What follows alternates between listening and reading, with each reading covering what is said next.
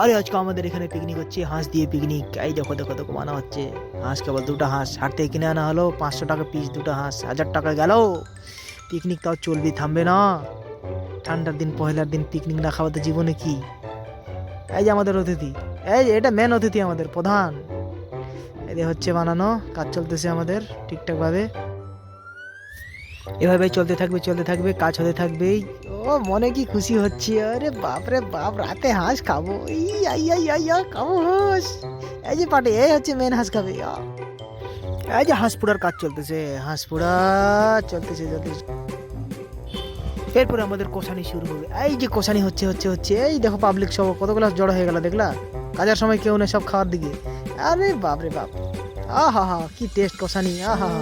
আরে খাও খাও খাও, সবাই খাও। আরে আমি একটা নেই। আহ ইসকি ঝাল রে, আরে সর্বনাশ, আহা হা।